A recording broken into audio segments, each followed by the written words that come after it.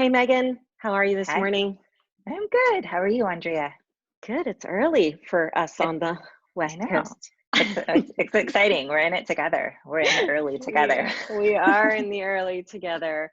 So we've been answering these questions coming in from clients and students, and I'm wondering if you pick one out for us today. Yeah. So the question that I picked out today is, what if I get the virus? What can I do to support my body if I get Mm, this, if I get this virus?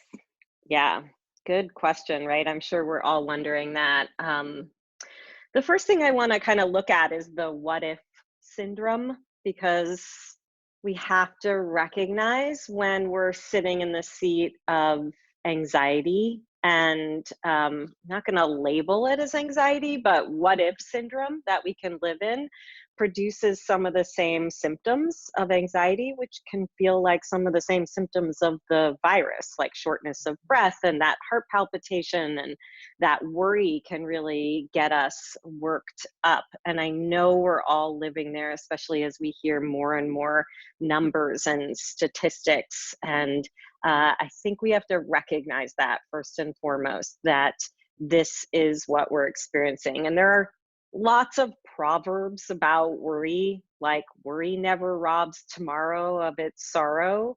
It only Mm. saps today of its joy. So this whole situation, Megan, is it's just reminding me so much of what I went through with Isamu, because you're living in the unknown. And when Brandon and I spoke in a previous video, just recognizing that people with cancer live this life every day, that what will happen tomorrow, what will this look like, what happens if, and we're all experiencing it now, and it's very acute. And so Mhm. recognizing that we certainly have to visit that place, but we have to live in the joy of what is today, and that is going to help us keep it from infecting our bodies. So I want to just start there. And you're more of a what if. I think I got the what if kind of beaten out of me with that experience.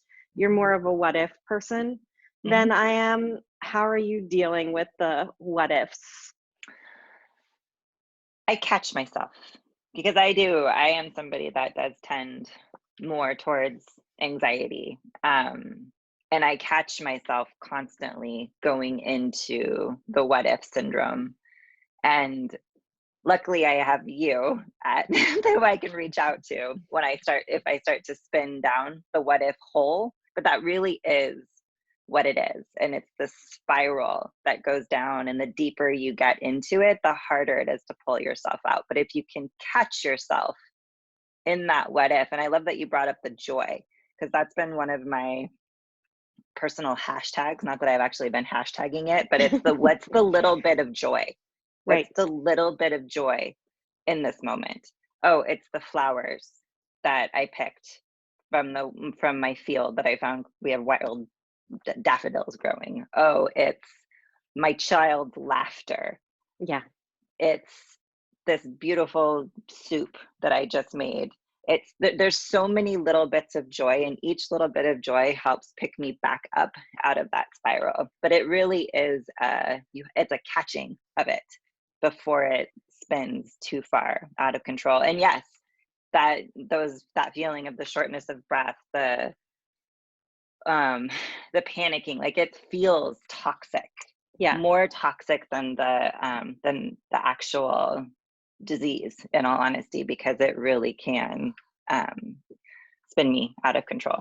Yeah, and I think this is why we on the team feel so excited about the paradigm of the circle of influence, because we don't have a lot of control right now. We are experiencing a tremendous amount of concern, which can spiral into that anxiety, but we have to come back to our place of influence. And for me, that place of influence always comes from the what, why, how, now. What is this virus? What are we learning about it? Not all the statistics, but how do we know about how it functions? even when we look at things like chloroquine as a possible 6 months out, understanding what it does. Like for me, that's how I dissect everything. What is this? What are we looking at? Why does it work? How can I help myself? And we have put together so many brilliant ways of how I can help myself. And I wanted to focus with you, Megan, on supporting our mucous membranes.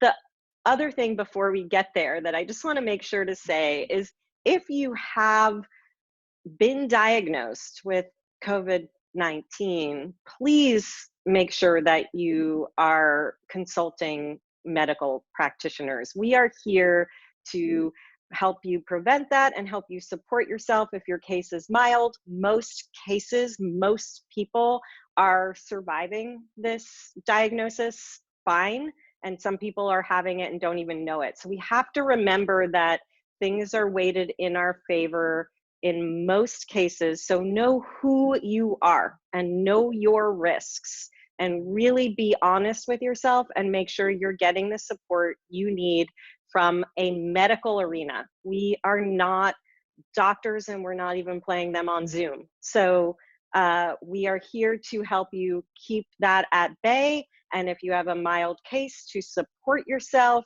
There's a lot of conflicting information out there, so make sure you're getting the appropriate medical advice, as this is a medical situation. Okay, mucous membranes, the place that this virus is really taking hold. We want to support our mucous membranes now and as we are moving forward. I know I talked about aloe and how that supports the mucous membranes. And Megan, can you bring us into some herby wisdom? Yeah. So overall, the words I keep thinking, how can I keep everything moist? How can I keep my body moist and wet and slippery and all those very good things? So thinking about herbs like marshmallow root, making a cold brew of marshmallow root. If you don't have marshmallow root on hand, that's completely okay. Ideally, you likely have some flaxseed. You can grind up flaxseed meal and let it soak, and make flax eggs and add that to a smoothie, or even just drink that or add it to a porridge that you're making. Same thing with chia. That's a chia pudding if your gut can handle it. Anything that's going to keep those mucous membranes nice and wet and slippery, that's the ideal. Water. Drink water. Drink lots and lots of water. Stay hydrated. And the aloe vera juice and the gargling is amazing. Trying to think of some other, slippery elm is another good Beautiful. one. You can add that in just in a powder form. A lot of herb companies, I know Mountain Rose Herbs right now has suspended, I think, their herbal orders just so they can catch up. So don't freak out if you don't have these herbs. There's also other seeds, and Jim McDonald, who's a really wonderful herbalist, was talking about even oatmeal. Yeah. Oatmeal is very mucilaginous. Check that out, I said it right. And that's another one that you can bring in a pinch, and it's going to help to support those mucous membranes. Beautiful. I love it. So thinking about those things, we'll get some recipes onto the Functional Nutrition Alliance Instagram page that will go on all our other social media. We'll make sure to help you figure out how to use these things. Check your stores. I keep these things in my freezer: chia seeds, flax seeds. You can add them to smoothies. You can soak them, watch them get all that gelatinous property going. That's what's going to help. And remember to catch yourself, like Megan was talking about. So if you're going down the spiral of what if this cough I have is, remember to tune into your body, remember how resilient you are, and pick yourself up, but keep in check with yourself. And remember when you need to raise your hand for additional help. Thank you, Megan. Thanks so much for being here so early. Thanks, Andrea. Of course. Bye. Bye.